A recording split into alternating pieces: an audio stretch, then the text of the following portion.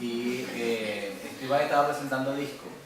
Y bueno, por mil maromas logramos una entrevista con el tipo, era telefónica, él vive en Hawái y me atiende el teléfono. Y yo claro, el tipo evidentemente él estaba haciendo lo que llaman una ronda de entrevistas. Entonces un artista o un político o quien sea, pero bueno, en este caso un artista, se para en la mañana y durante todo el día está atendiendo llamadas de todas partes del mundo.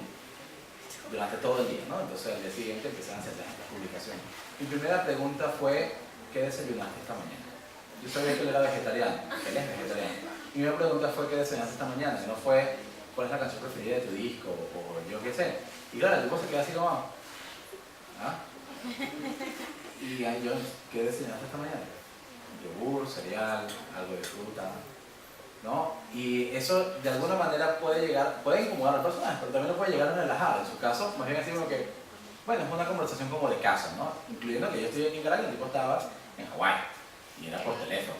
Él estaba, de hecho, yo estaba llamando a las 11 de la mañana, para él eran como las 9 o las 8:30, una cosa así, era muy temprano para él. Pero también la manera, o sea, esa conversación luego pasó evidentemente al tema ya de su hija, la producción, qué sé yo.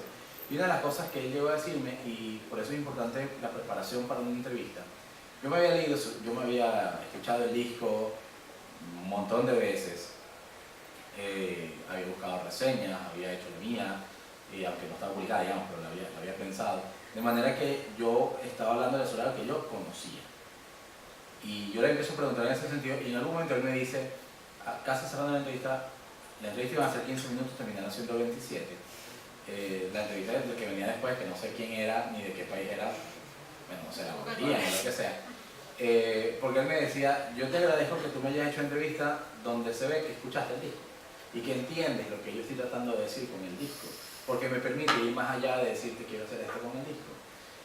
Por eso siempre digo que cuando uno va a hacer una entrevista uno tiene que empaparse muy bien del personaje, pero también del tema que vas a hablar, porque ahí es donde vas a lograr pasar del cassette, pasar más allá al siguiente nivel, donde la persona, el entrevistado, ya dice, ok, ya me entiende mis códigos, ¿no? Entonces yo no tengo que empezar de cero, puedo empezar desde el 10 y de ahí hacia adelante construir el relato, ¿no? Entonces eso es muy interesante porque me ha pasado varias veces que el entrevistado reconoce de alguna manera eso, y cuando eso pasa, muchas veces pasa porque los entrevistados están acostumbrados a hablar con mucha gente y a algunos les gusta incluso, ¿no? El reto de decir, oye, me hiciste las preguntas que me... ¿Sabes? Cuando tú le preguntas a algún invitado de lo que sea y se quedan y que eso es buenísimo. Como pasó Claro, al principio contigo, ¿no? Sí, lo ideal es que generes una respuesta, ¿no?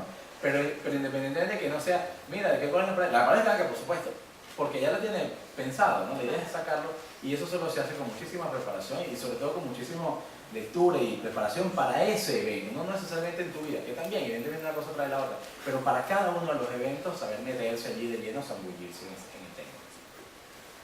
¿Qué te motiva como a seguir con tantas iniciativas, tantos trabajos que haces, o sea, a pesar de la situación del país?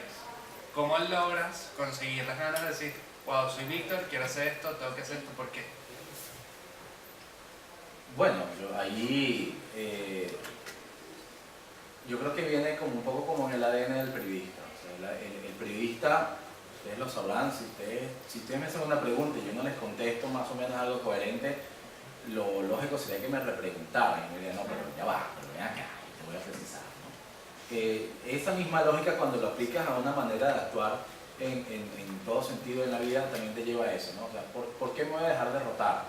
Sobre todo si tengo oportunidades para, de alguna manera, sortear esto. Y aquí no se trata, yo no soy amigo de chauvinismos de el que se queda es mejor, o el que lucha y tal, no.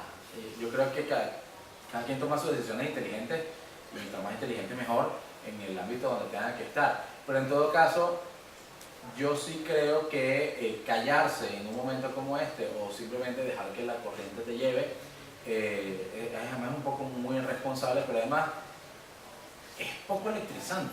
O sea, al final de cuentas, cuando uno inicia un proyecto o cuando uno está montado en hacer algo, uno también está en eso de que, oye, es que esto me mueve, ¿no? Y por eso es que a veces uno termina con la cabeza picada en mil cosas, ¿no? Si yo estoy en tal cual haciendo cosas, en tal cual me tocó, por ejemplo, encabezar todo el proceso de digitalización completa, ¿no? O sea, se quedó sin papel tal cual, era muy caro circular en papel, entonces pasamos a digital y hubo que reformular todo el concepto, cómo trabajaba la marca. Hubo que investigar mucho para tratar de aplicar cosas. Y así ha sido con otra cosa, y uno siempre se está metiendo en un rollo distinto. El año pasado sacamos lo que llama el Servicio de Información Pública, que son estas notas de voz con información y tal, porque eran coyunturales y luego se estabilizaron, pero bueno, eran por coyuntura de protesta. ¿Por qué? Porque mejor eso que nada. Al final de cuentas lo que uno hace es que no se queda tranquilo. Y en última instancia, y esto sí es muy venezolano, bueno, porque si enfrente tengo un sistema que busca oprimir, que busca callar, que busca fastidiar, bueno, uno trata de ser protestón, contestón, fastidioso, seguir la paciencia, digamos, todo eso forma parte también de ese marco. Entonces, ¿qué consideras tú que es el éxito para un periodista? ¿Ganar un premio? Como en tu caso, bueno, que ganaste 2. ¿La audiencia es la que define eso o el mismo periodista con su trabajo? Todo. Es decir, que produzcas el mejor contenido posible y que eso te dé una satisfacción de que tú estás claro de que lo que estás haciendo está bien hecho, de que eso tenga un reconocimiento a nivel de llegada. Evidentemente la idea no es que te pares en medio de un bosque y le hables a las matas y que aquello no tenga consecuencias. Yo creo que más que el premio, por ejemplo, los amigos de Armando Info, que han publicado el tema de los CLAP y la corrupción de Alex Saab y todo lo demás, que haya habido incluso consecuencias a nivel judicial, no en Venezuela, pero en otras partes, en Colombia, en México, en este sentido, yo creo que es mucho más valioso que un premio. Es decir, que tú veas que la sociedad reacciona ante algo que tú estás impulsando, en el caso de los Panama Papers, por ejemplo, ¿no? Y como eso, muchos otros casos, u otros que es decir, hay mucho, ¿no? Pero digamos, yo creo que eso es mucho más importante que el premio. El premio, al final de cuentas, es un reconocimiento a lo bien que hiciste un trabajo, y es satisfactorio recibirlo porque normalmente quien te premia es alguien de tu propio gremio o de tu propio ambiente, digamos, ¿no? O sea, los premios son de periodistas para periodistas, y en ese sentido, o sea, el Pulitzer son jurados de periodistas que entregan el Pulitzer. Entonces, en ese sentido, lograr ese reconocimiento de un colega a veces llena muchísimo, pero todas las que tú mencionaste entran y las que no mencionaste también entran. Hablando finalmente de esto de las investigaciones, esto del internet ha ayudado muchísimo a que las audiencias sepan más de las investigaciones que ustedes publicaron en Clímax y en El Estímulo, como la de la situación actual del hambre, la cobertura de las protestas del año pasado. Pero también puede restar un poco de novedosidad, entendiendo que tus programas, estos sí suenan, los publicas en internet y mucha gente puede ver las publicaciones después ya de transmitido el programa. Entonces, ¿qué crees tú que el internet le aporta y le resta al oficio periodístico aquí en Venezuela? Es multifactorial. No todos estamos en internet por decisión propia. Evidentemente la tendencia global del periodismo es ir hacia el internet y hacia los espacios digitales, eso está claro. Y hay una discusión global de, bueno, cómo haces rentable un modelo de negocio periodístico en internet. Eso es una cuestión no resuelta por ahora, hay iniciativa, pero no está resuelta. Ahora, en Venezuela entramos a esa discusión un poco antes que en otros sitios, no porque fuésemos de innovación y del siglo XXIII, ¿no? O sea, entramos allí porque o era entrar allí o era morir. Lamentablemente no estamos viendo una oferta mayor de contenido o un desarrollo más allá de las estructuras que ya estaban establecidas. El New York Times, por ejemplo, el Washington Post, que están haciendo cosas fantásticas en internet, las hacen a partir de unas estructuras gigantes, enormes, que tenían en su formato tradicional. En Venezuela no pasa eso. En Venezuela yo creo que no hay medio digital que emplee más de 20 personas. Son medios digitales, son iniciativas digitales, ¿no? Son emprendimientos digitales.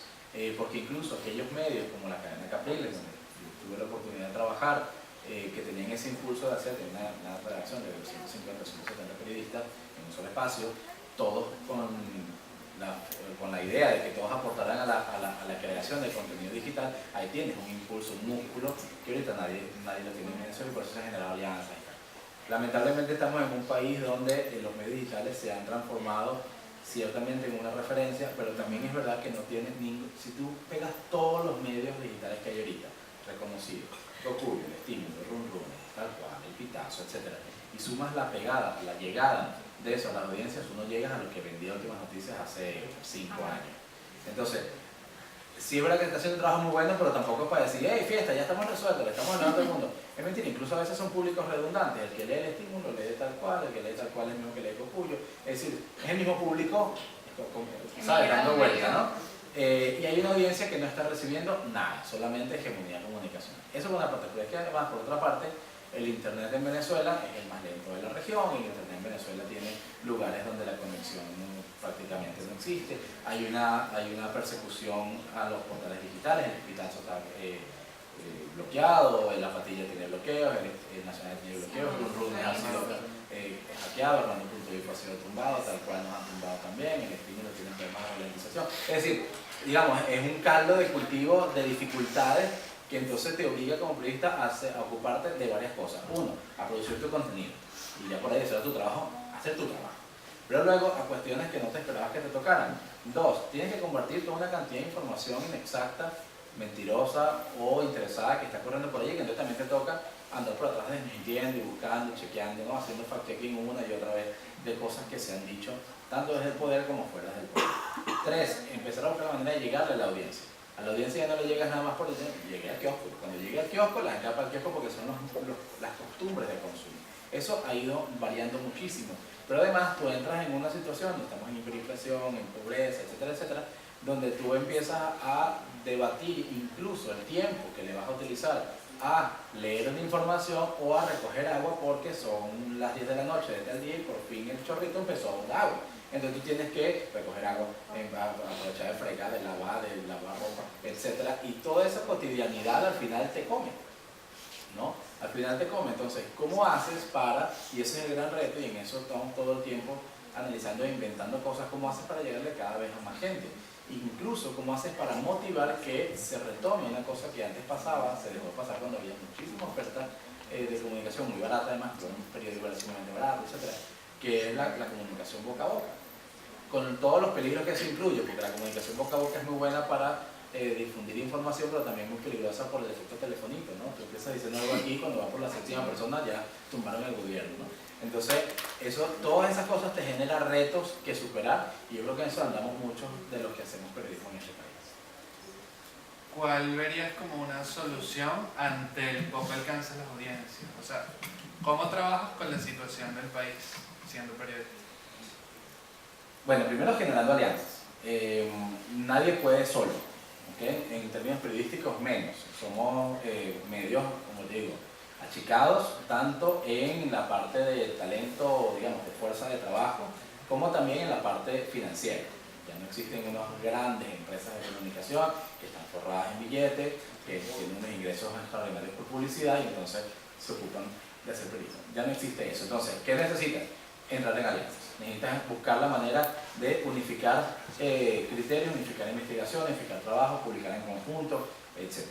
Luego, tratando de que tu presencia en las redes sociales, que es donde buena parte del país se mueve, mejore y que tenga mucho más impacto, que genere una conversación interesante con la audiencia y tratar de entender a la audiencia. Las audiencias en Venezuela recientemente pocos se han estudiado, pero más o menos uno las va entendiendo.